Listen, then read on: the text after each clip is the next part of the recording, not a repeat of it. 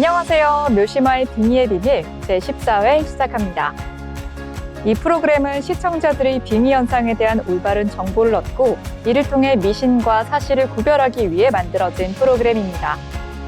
오늘도 베스트셀러 빙의의 저자 묘시마 스님 모시고 이야기 나눠보겠습니다. 어서 오세요, 스님. 네, 안녕하세요. 네, 스님과 함께 지난 시간에 조현병에 대해서 이야기를 나눠봤는데요. 오늘도 스님의 애착이 깊은 영화인 정신과 관련한 이야기를 하고자 합니다. 바로 2001년에 미국에서 개봉한 영화 뷰티풀 마인드인데요. 저는 천재가 나오는 류의 영화를 워낙 좋아해서인지 이 뷰티풀 마인드를 재미있게 봤었습니다.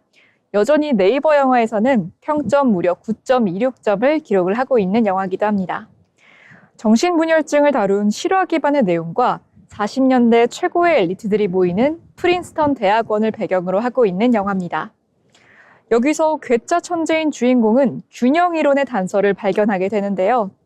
그의 천재성이 영화의 전반에서 차근차근 소개되고 있어서 아주 재밌게 볼만합니다. 한편 그는 자신의 수업을 듣던 물리학도 알리샤와 사랑에 빠지죠.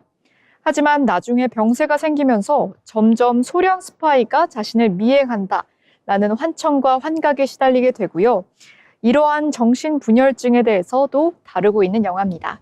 그럼 영화 예고편 먼저 보고 오시죠. John Nash was one of the most brilliant minds of his generation. Welcome to Princeton.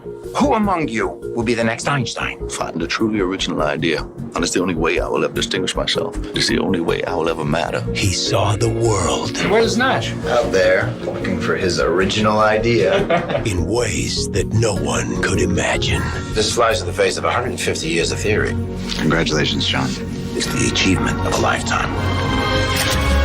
From producer Brian Grazer and director Ron Howard, I'm wondering, Professor Nash, if I can ask you to dinner.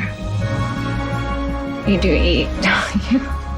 How big is the universe? Infinite. How do you know for sure? I don't, I just believe it. It's the same with love, I guess. the extraordinary gift What can I do for the Department of Defense? that set him apart. You are the best natural code breaker I have ever seen. You've done your country a great service, son. Would push his mind What is wrong with you? beyond its limits.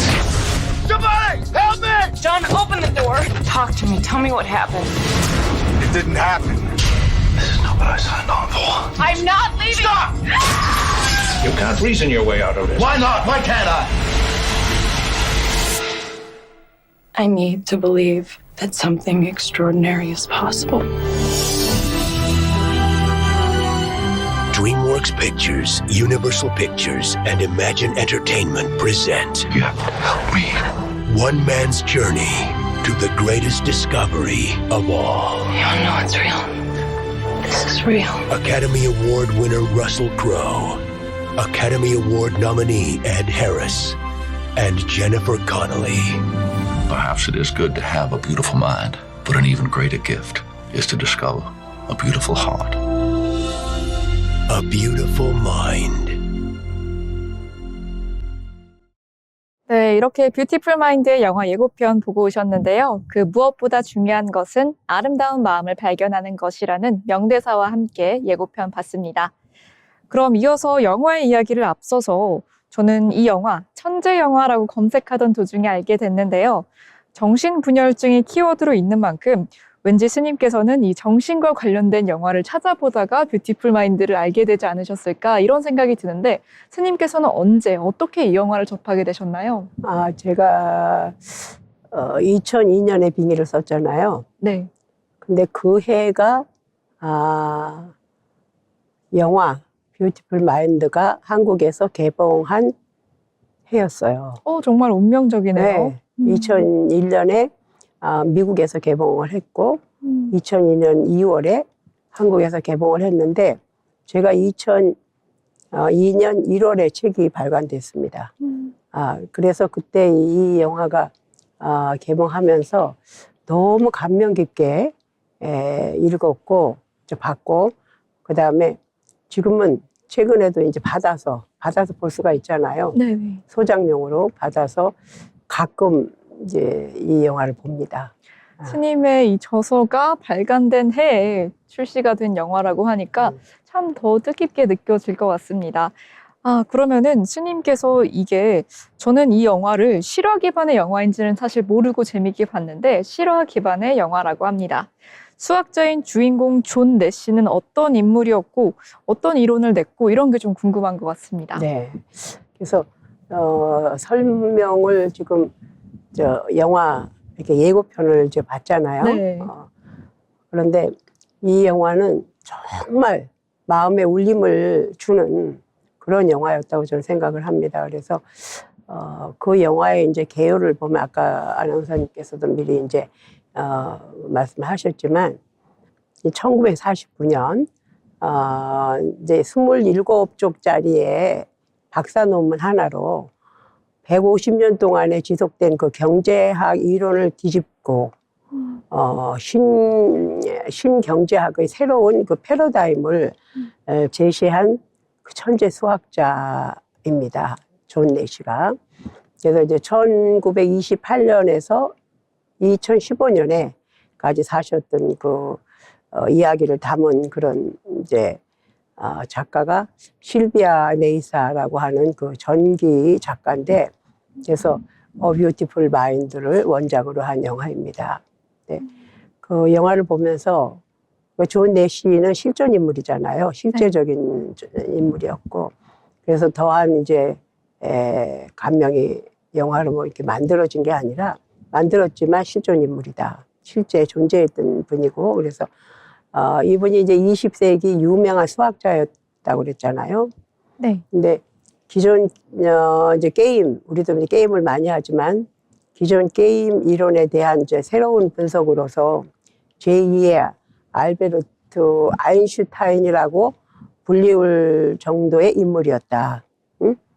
그러나 이제 그는 50년 동안이나 조현병에 시달렸습니다.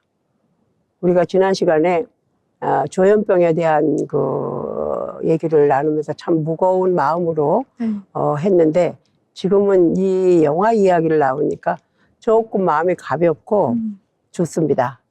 그래서 기존 그 아인슈타인을 비댈 정도의 그런 인물이었으니까 그 훌륭한 분이 50년 동안 조현병에 시달렸다. 이거는 참 불행한 일이잖아요. 네, 그렇죠. 근데 존 내시의 이제 게임 이론은 경제 정치학에서 쓰였었고 노벨 경제학상을 받기도 했습니다. 노벨 경제학상을. 와, 저 게임 이론이라는 거는 또 유일하게 들어봤는데 네. 존 내시가 개발을 한 거였군요. 네. 굉장히 성공한 분이죠. 네. 네. 이렇게 대단하신 분인 줄은 잘 몰랐던 이제 것 같습니다. 그래서 그의 이제 그 존 내시의 삶은 어쩌면 영화보다도 더 영화 같은 그런 삶을 살았다고 생각이 됩니다. 젊은 이제 천재 수학자로 이제 활동하던 30세 무렵에 조현병 증상이 시작됐다고 합니다. 근데 사실은 고등학교 다닐 때 10대에 이미 조현병이 시작이 됐는데 그걸 모르고 이제 치료를 받지 않고 등한히 뭐 전혀 치료를 받지 않고 하다가 갑자기 30세 무렵에 조현병이 이제 시작이 됐다고 하는데, 지난번에도 말씀드렸듯이 우리가 시기를 놓치면 이 병은 50년까지도 앓는구나 하는 거를 저는 너무 놀랐어요. 지난 시간에도 이 조현병에 대해서 말씀해 주신 게 굉장히 인상 깊었는데 한 번 발병하면 또 평생 이어질 수도 있고, 하지만 영화에서는 이 존 내시의 전체적인 모든 이 일생이 다 설명이 된 건 아니기 때문에 다시 영화 이야기로 좀 돌아와서 이 뷰티풀 마인드의 주인공이 겪은 증세를 통해서 조현병을 좀 설명을 할 수도 있을 것 같은데, 영화 속에서 주인공은 조현병에 대해서 좀 어떤 증세를 겪는 걸로 표현이 되나요? 지난번에도 말씀드렸듯이 이 병은 인구의 1%가 앓고 있는 그런 흔한 질병이지만 환자 본인은 무엇이 허구이고 무엇이 현실인지 분간하지 못하는 것이 특징이죠. 그래서 우선 불면증과 함께 작은 소음에도 예민해지고 누군가 자신을 이제 이렇게 감시하고 하고 있다는 그런 생각이 항상 머리에 있으면서 현실과 전혀 다른 말을 하고 실제로 존재하지도 않는 사람의 음성이 자신을 감시하고 조종하고 있다. 그래서 어떤 임무를 명령을 받는다. 그리고 그걸 믿어요. 그러니까 결국 그거는 환청, 환시, 환각, 그것이 망상이거든요. 그 망상에 이제 빠지는 거예요. 그래서 영화에서도 룸메이트가 나오죠. 네. 룸메이트가 나오고 거기에 이제 비밀 요원이 나오고 그다음에 어린 아이, 여자아이가 나오잖아요. 네. 그 실제 인물들이 아니잖아요. 그런데 환자는 실제 인물이라고 생각을 하잖아요. 그래서 강의실에서도 이제 전혀 알 수 없는 말을 하거나 정부에 이상한 그런 편지를 보내기도 하고 편지를 써서 갖다가 우체통에 넣는데도 조심조심 그런 비밀 요원처럼 가서 이제 뭐 놓고 하는데 자신은 정부에서 자기를 고용한 비밀 요원이라고 생각을 해요. 그 존 내시가 그리고 확신을 합니다. 그 이제 영화는 천재성으로 점점 이제 황폐되어가는 존 내시의 영혼과 그 영혼을 치유하기 위해 예, 자신을 희생한 그의 아내. 나는 그 아내가 알리샤의 사랑과 감동의 스토리를 영화에 너무너무 잘 담아냈다는 것이 참 감명 깊게 봤어요. 그건 뭐냐 하면 가족이 가장 우선이잖아요. 네. 그 가족이 잘못 만날 때는 이 병은 평생 갈 수밖에 없어요. 그런데 이제 줄거리를 보면 대개 99%의 사랑과 1%의 영감이 빚어낸 세상에서 가장 아름다운 천재 존 내시. 40년대에 최고 이제 엘리트들이 모이는 프린스턴 대학원에 이제 장학생으로 입학을 하게 됩니다. 그럼 이제 웨스트 버지니아 출신의 이제 한 천재가 캠퍼스를 이제 술렁이게 만들죠. 그 내성적이면서도 무뚝뚝해 보이면서도 아주 오만하고 카리스마 있어 보이면서 자기 확신에 꽉 찬 수학과 신입생 존 내시가 뛰어난 두뇌가 있을 거 아닙니까? 뛰어난 두뇌와 또 수려한 그 용모, 잘생겼잖아요. 용모를 지녔지만 걸음걸이가 어쩐지 그 영화 속에 나오는 거 어색하죠? 네. 그리고 이제 표정도 아주 일그러진 표정을 하고, 그러니까 괴짜인 듯 하지만 그런 모습들이 모든 주변 사람들의 이제 까십거리가 되잖아요. 그래서 이제 그 존 내시가 이제 기숙사 유리창에다가 특별한 걸 쓰잖아요. 네. 계속 그 유리창을 노트 삼아서 모든 수학에 대한 걸 쫙 씁니다. 그 단 하나의 문제에 매달리게 되죠. 그 문제가 어떤 걸까요? 이 이론을 균형 이론과 이 게임 이론을 이해하기 위한 예. 그런 것들 수학 문제에 관련된 게 워낙 많이 나와가지고 예. 네, 그런 이론들이 아니었을까 그 이 생각합니다. 유리창에 거기에 전부 다 수학을 네. 다 그랬죠. 분필로 쓰잖아요. 네. 근데 어느 날 이제 친구들과 그 술집에 가게 되죠. 근데 이제 금발 미녀를 둘러싼 친구들의 이제 경쟁을 지켜보던 이제 존 내시는 섬광 같은 어떤 그런 직관으로 균형 이론의 단서를 발견합니다. 뭐였나요? 그러니까 참 묘하게도 여성에게서 그런 이론을 발견하는 거예요. 1949년에 27쪽짜리의 논문을 발표한 이제 그 존 내시는 하루아침에 학계의 대스타로 뜨잖아요. 네. 그리고 떠오르게 되면서 한 번도 생각하지 못한 순수한 사랑이 찾아온단 말이에요. 그러니까 그 순수한 사랑을 찾는데 이후 MIT 교수로 이제 승승장구를 하죠. 그러니까 그는 이제 정부의 비밀 요원. 그러면서 윌리엄 파처라고 하는 가상의 인물이에요, 결국은. 그 사람을 만나서 소련 암호 이제 해독 프로젝트에 투입이 되는데, 하지만 정작 그를 당황케 한 것은 몇만 개의 암호가 아니었어요. 뭐냐 하면 사랑이란 인생, 사랑이란 인생이 난제였단 말이에요. 이제 자신의 수업을 듣던 물리학도 알리샤와 제자와 사랑에 빠진 이제 그 존은 굳게 닫혔던 이제 그 마음의 문을 열게 되잖아요. 그러니까 둘은 행복한 어린 결혼에 골인을 하게 되죠. 그리고 이제 냉전 시대에 이제 덫에 걸려서 빛을 잃어가는 천재의 영혼이 보입니다. 그래서 알리사와 결혼한 후에도 존은 윌리엄의 이제 프로젝트를 비밀리에 수행을 하거든요. 부인 몰래. 네. 그러니까 얼마나 괴로웠겠어요. 부인은 일거수일투족을 다 알아야 되는데, 근데 하지만 이제 그 소련 스파이가 자신을 미행한다. 그리고 그런 생각에 사로잡혀서 존은 이제 목숨의 위험을 느끼게 되죠. 네. 그 미행을 하면서 스파이가 이제 거기에 불과하고도 이제 아내에게 끝까지 자신의 이야기를 털어놓질 않아. 이를 얘기를 안 해요. 그걸 비밀에 붙이죠. 그러다 보니까 그 영혼의 빛은 점점 꺼져가는 거예요. 점점 꺼져가고 그걸 깨닫지 못하게 되잖아요. 그리고 결국에는 이제 아내 엘리시아는 그의 고통을 지켜보다가 어떻게 했겠어요? 병원으로 데려가잖아요. 네. 강제 입원을. 그러니까 강의를 하는 도중에 의사들이 와가지고 강제 입원을 이제 시키는데, 저는 힘든 치료를 이제 받게 되죠. 전기 치료에서부터 약물 치료, 뭐 상담을 통해서 점차 이제 조금씩 좋아져요. 반드시 그래서 치료를 받아야 되는 거거든요. 그 현실을 받아들이고 가족의 이제 지원 속에서 회복의 길을 찾게 되는데, 저는 이제 또 나이가 들어가면서 증상은 호전되지만 환각 속에 나오는 그 인물들, 그러니까 가상 인물들은 항상 그를 따라다니는 거예요. 24시간 계속.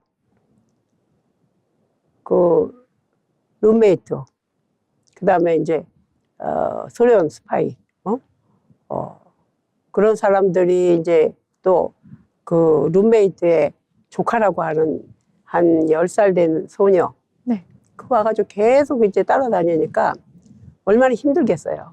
힘들게 하는데, 이제 그러던 중에 저는 그 친구의 도움으로 학교에 복직을 하게 되죠. 그런 몸으로 학교에 복직을 한다는 거 참 어렵지만 자기 나름대로의 환각과 그다음에 망상과 그 현실을 구분하여서 질병을 극복하려는 그런 피나는 노력을 이제 보여줍니다. 그 후에 이제 저는 박사학위 논문으로 제출하는 이제 그 오리지널 아이디어, 즉 이제 새로운 경제학, 다른 교수들의 그 이제 그러니까 이론인 그 새로운 경제학 이론인 이제 비협력 게임이라고 하는 이론을 인정받게 됩니다. 그래서 다른 교수들의 이제 만년필 의식을 받는데, 그 만년필 의식이라는 게 동료 학자들이 이제 그에게 보내는 최상의 존경과 환영의 의식이라고 해요. 그 만년필을 여기서 이제 존 내시가 앉아 있는데, 네. 어떤 이제 교수님이 오셔서 만년필 하나 놔요.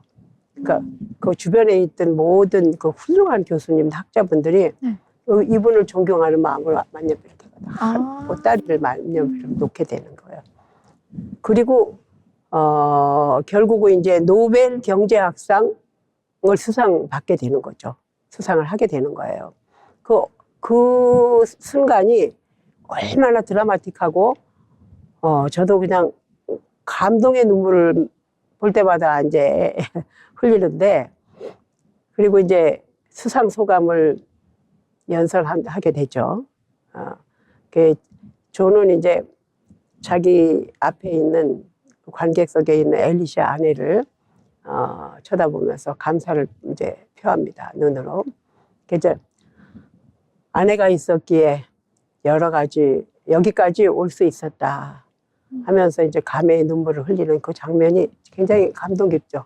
정말 그 부분부터가 감동적이었습니다. 네. 너무 다 감동 깊고예요.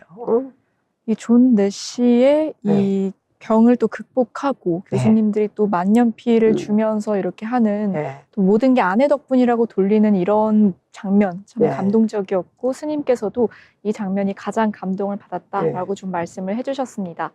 그럼 이어서 이렇게 또 스님께서 치료를 경험해 보신 조현병에 대한 이야기도 지난 시간에 좀 해봤는데요.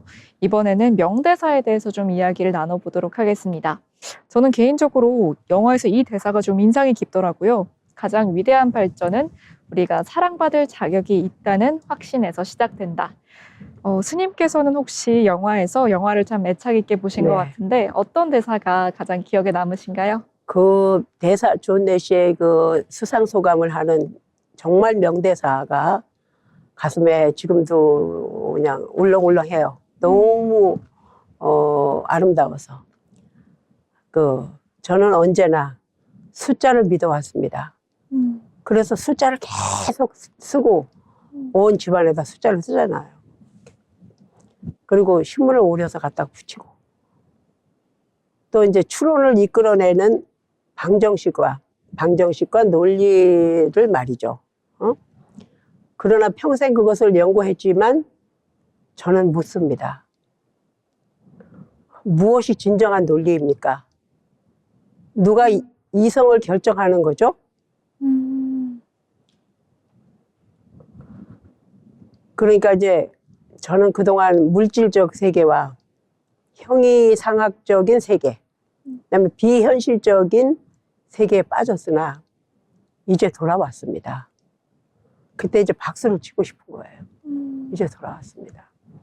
관객석에 아내 그 엘리샤를 감동의 눈으로 바라보며 눈물을 흘리면서 그 명대사를 이어가고 있는 거죠. 이어서 저는 소중한 것을 발견했습니다. 그건 제 인생에서 가장 소중한 발견입니다. 얼마나 소중하겠어요. 아내가 없었으면 그 자리까지 갈 수도 없었을 거 아닙니까? 그 조현병 환자로서. 그 본인도 너무 감동을 한 모습들이 보이더라고요. 그리고 어떤 논리나 이성도 풀 수 없는 사랑의 신비한 방정식을 말입니다. 그러니까 어떠한 방정식보다 사랑의 신비한 방정식을 알았다, 깨달았다는 거. 근데 사랑하면서 다 그런 걸 느끼진 않잖아요. 그죠? 그렇죠. 사랑하는 사람에 대한 감사함도 못 느끼면서 사는 사람들이 요즘 세대에도 많잖아요. 대신에 무엇을 얘기하냐? 너 때문이야. 너 때문에 잘못됐어. 너 탓이야. 자기 탓하기보다는 너무나 탓을 한다고 말해요. 사랑하는 사람이 결혼해서 살면서 항상 탓을 한다. 네 탓이야. 네가 잘못했잖아. 저쪽은 또 이건 내 탓이 아니라 네 탓이야. 이게 이런 현실의 부부들, 그 현실의 남녀를 봐가면서 이런 명대사가 우리들이 사는 지금 사람들이 젊은이들이 그런 걸 깨달을 수 있다면 이혼도 적을 것이고 싸움도 없을 것이고 이런 생각을 했어요. 그리고 난 당신 덕분에 이 자리에 섰어요. 당신은 내가 존재하는 이유이며 내 모든 이유는 당신이요. 감사합니다.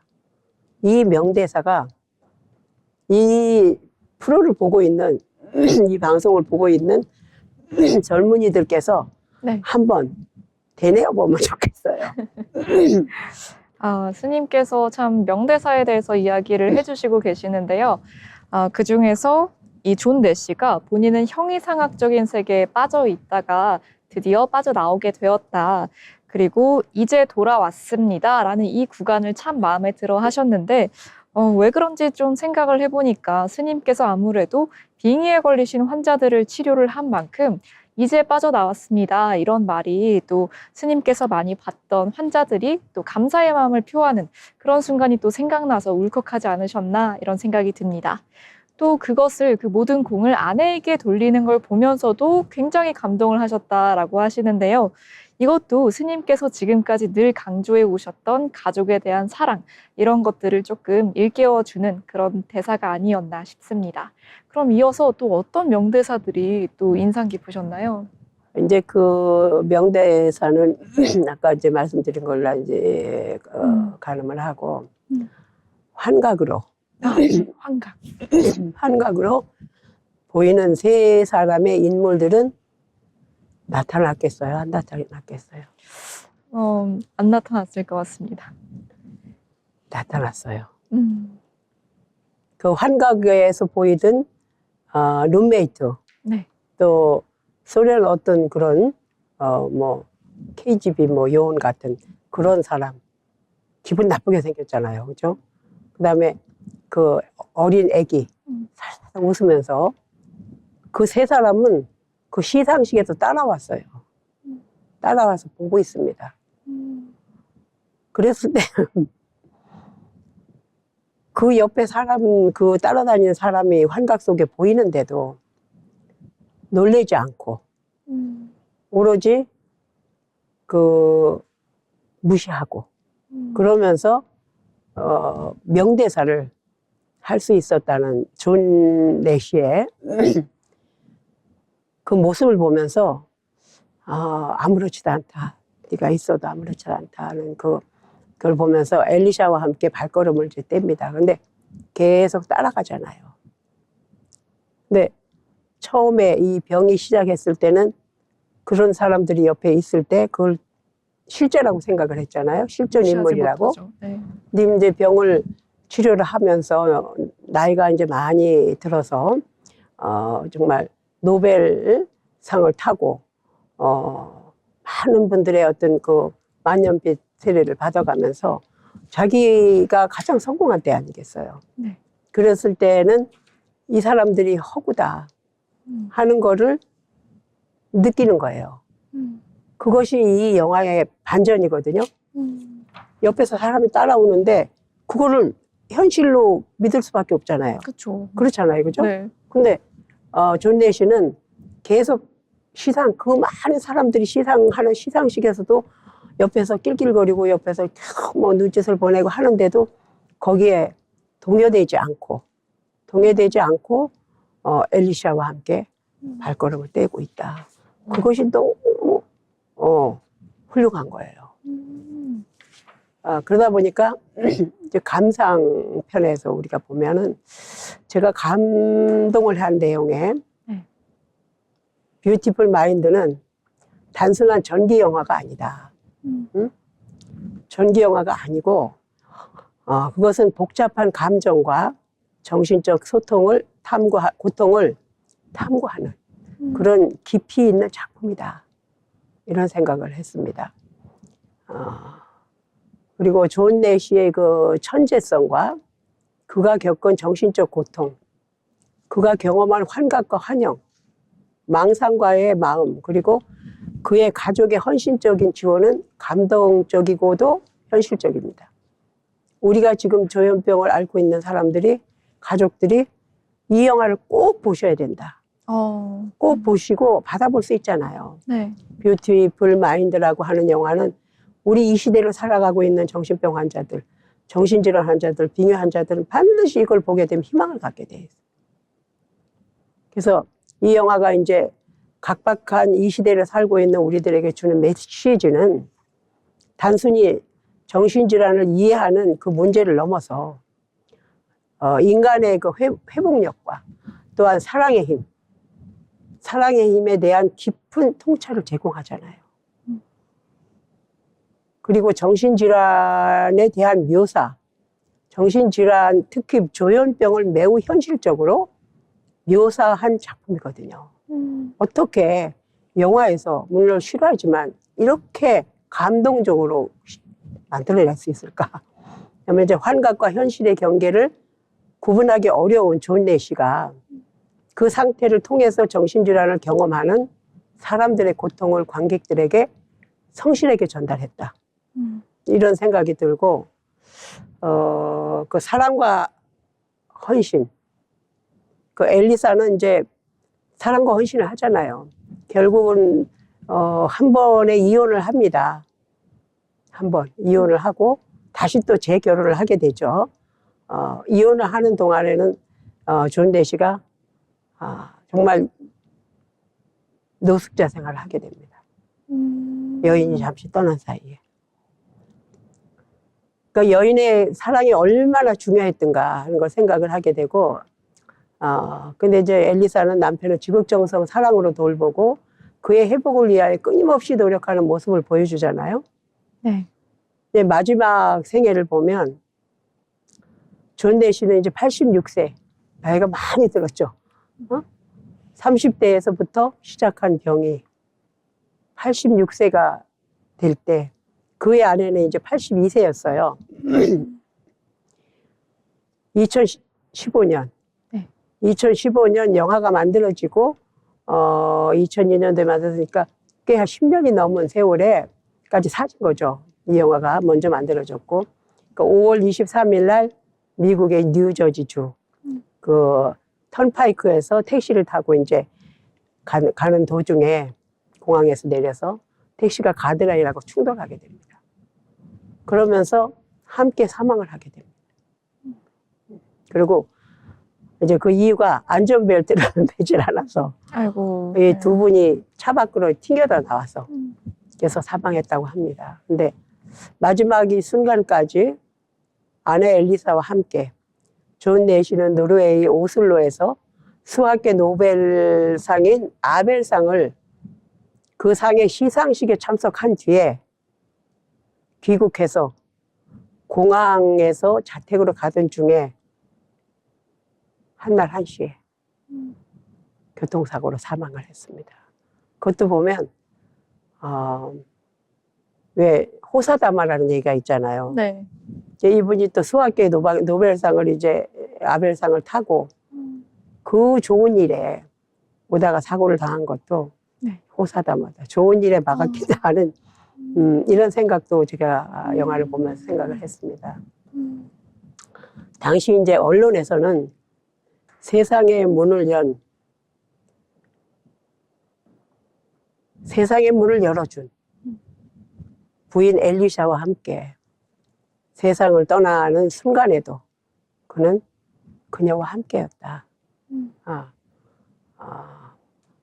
그리고 정신분열증 조현병에 걸린 천재 수학자 그를 다시 세상과 마주서게 한 동반자와 함께 2015년 5월 23일 잠들다. 이렇게 모든 언론에서 세계 모든 언론들이 그분의 그 사후를 애통해하면서 그러면서 힘들게 살았지만 사랑하는 여인과 함께 마지막을 같이 갈 수 있었다. 근데 사랑하는 사람과 함께 죽는 것도 그것도 복이에요. 그렇게 쉽지 않잖아요. 그쵸. 응? 운명처럼. 얼마나 예. 두 사람의 그 사랑하고 했으면 운명을 마지막 끝내는 순간까지도 함께 저 세상에 갈 수 있었다는 건 그것도 행복이었다. 이런 생각을 하면서 또 이 영화가 이제 2002년에 아카데미 시상식에서 작품상을 비롯해서 이제 4개 부문에 다 석권을 했잖아요. 그러니까 영화가 만들어져서 또 얼마나 유명했겠습니까? 그러면서 10여 년 넘게 살다가 그도 80세가 넘었으니까 복된 죽음이다 이렇게 생각을 해도 되지 않겠나. 그렇게 생각을 하면서 너무 감명 깊게 봤던 영화를 시청자분들께 다시 한번 더군다나 질병이 있든 없든 이 영화는 꼭 보셨으면 하는 생각이 들어갑니다. 이 영화 이렇게 감명 깊은 영화가 요즘엔 없잖아요. 인간의 그런 감정을 고스란히 이 영화 하는 동안에 다 거기에 몰두할 수 있고 또한 영화가 본 지 꽤 오래됐잖아요. 제가 2002년에 봤으니까 벌써 23년이 지났는데 지금까지도 그걸 받아가지고 가끔씩 제가 보는다. 그렇게 아름다운 영화가 있을까? 내가 빙이라고 하는 책을 쓴 그 해에 상영한 달도 비슷하게 한 달 사이로 한 영화는 정말 나도 이런 영화를 한번 만들어 보면 좋겠다는 생각도 해요. 정말 네. 스님께서 베스트셀러 책을 만드신 그 해에 발간된 또 출시가 된 영화라서 그런지 더 뜻깊고 또 더 애착을 가지고 바라보시는 것 같습니다. 연말을 정리하고 새해의 앞날을 꿈꾸는 와중에도 날씨가 춥기 때문에 모두들 집에서 귤 까먹으면서 볼 영화 추천을 기다리시기도 하는 것 같은데요. 이 영화를 추천하시는 이유에 대해서 많은 이유를 좀 말씀해 주셨습니다. 조현병이 걸린 가족들에게 용기와 희망을 주는 이야기였고요. 왜냐하면 가족들이 함께 사랑하는 부인 엘리샤가 그를 포기하지 않고 끝까지 돌봤다라는 점, 그리고 그도 많이 호전된 모습을 보였다라는 점이 사람들에게 용기를 준다라고 말씀해 주셨고요. 또 조현병이 걸리지 않은 가족들, 또 일반인들에게도 보기를 강력하게 권고하시는 이유가 진정한 사랑에 대해서 조금 이해를 해볼 수 있는 영화였다라는 점이 스님께서 말씀하신 감상 포인트였던 것 같습니다. 혹시 스님께서는 이 영화를 굉장히 많이 보신 것 같은데 인상 깊은 장면을 딱 한 가지만 꼽자면 어떤 게 가장 조금 인상 깊으실까요? 가장 인상 깊었을 때는 만년킴을 이렇게 만년필을 봐서 존경의 그걸 받았던 거 하고 마지막 그 수상식에서 그렇게 감명 깊은 그 말을 했던 그거는 정말 너무너무 감명 깊게 봤습니다. 네. 그리고 이제 우리가 지금까지 했던 그 뷰티풀 마인드라는 게 마음이잖아요. 마음인데 아름다운 마음이라는 뜻이잖아요. 근데 우리가 불교적으로 볼 때는 그 마음도 영이거든요. 영에 대해서 잠시 말씀을 제가 드려도 될까요? 네, 물론입니다. 이제 감각은 다만 이제 신념의 그림자를 보는 것에 불과하다. 응?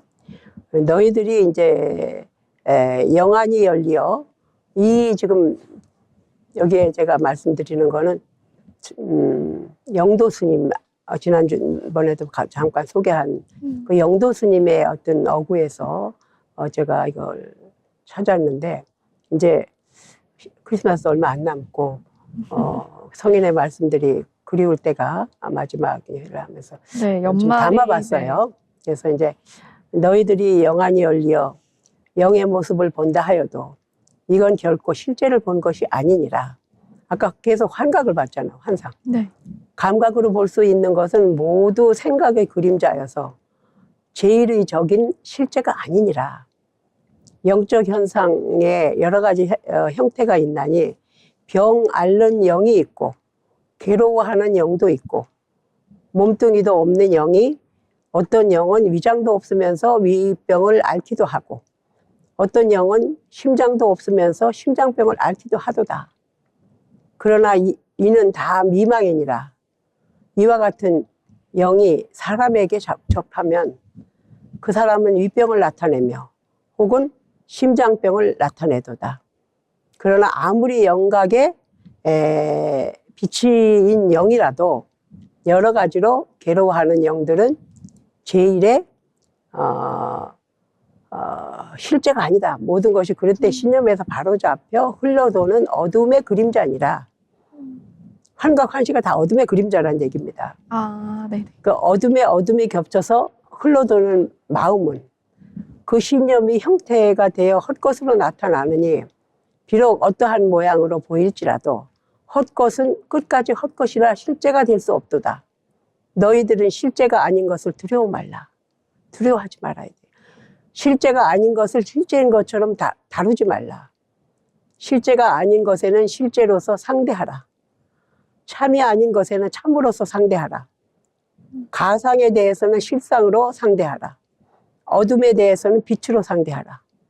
실제가 아닌 것을 없애는 건 실제밖에 없느니라. 헛것을 부수는 건 실상밖에 없느니라. 허망을 없애는 건 진리밖에 없느니라. 어둠이 없음을 증명하면 광명밖에 없느니라. 실제가 아닌 것을 없애는 건 실제밖에 없다. 헛것을 부수는 건 실상밖에 없느니라. 허망을 없애는 건 진리밖에 없다. 진리. 어둠이 없음을 증명하면 광명밖에 없느니라. 저들에게 생명의 실상을 가르치라. 저들에게 생명의 실상이 완전한 법신불 그 자체임을 알게 하라. 법신불은 모든 것의 전체이므로 법신불은 죄를 만드시지 않으므로 법신불 밖에는 다른 창조주가 없으므로 이 세상에는 지을 죄도 없고 갚음 받을 죄도 없음을 알게 하라. 3계의 모든 영, 3계의 모든 생명들이 이 진리를 관하고 이 진리를 깨달아 일체 환고의 근원인 뒤바뀐 어두운 생각을 없애버리고 제천 선친들은 일제의 진리에 합창을 하고 한계 생명들은 모두 빛으로 나타나라. 그래서 미혹과 장애는 남김없이 일체에 소멸되고 이 세상에 이대로 온통 빛으로 충만한 불국토를 이루리라 하는 정영도 큰 스님의 그 어구를 제가 읽어드렸는데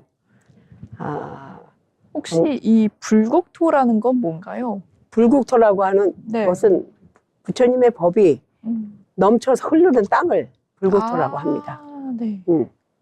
불국정토라고 그러죠. 부처님의 바른 법이, 부처님의 네. 그 바른 법이 온 천지를, 모든 세계를 덮쳐서 그것이 불국토라, 불국정토다. 그렇게 말합니다. 네, 이렇게 스님과 함께 뷰티풀 마인드에 대한 이야기 나눠보고 있는데요. 참 연말과 새해를 맞이하면서 보기 딱 좋은 마음이 따스해지는 영화인 것 같습니다. 연말이 다가오고 있는데요. 스님께서는 연말에 보통 어떻게 시간을 좀 보내시나요? 저도 항상 그 스님이 되기 전에는 12월이 되면은 마음이 들썩들썩하고 또 어떤 그 아름다운 송들이 있잖아요. 네, 캐롤송도 있고 참 캐롤송도 여기에 있고 많죠. 뭐 이런 거를 상당히 좋아하고 그래서 한때 이제 교회도 나갔었다고 했잖아요. 고등학교 때. 그래서 뭔가 흥분이 되는 그런 12월이 아닌가.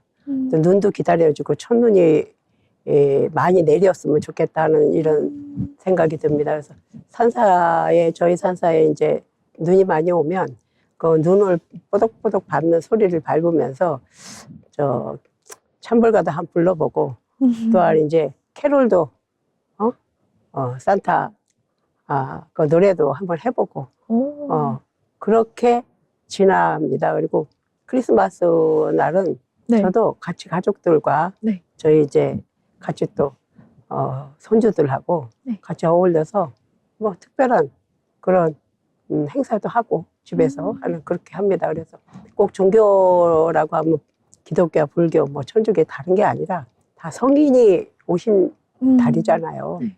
그걸 같이 축복할 수 있다는 거 다 함께 하면 괜찮게. 그래서 목사님들도 가끔 뵐 때 있고 교회 가서 신부님도 만날 수도 있고 그건 자유롭게 해요.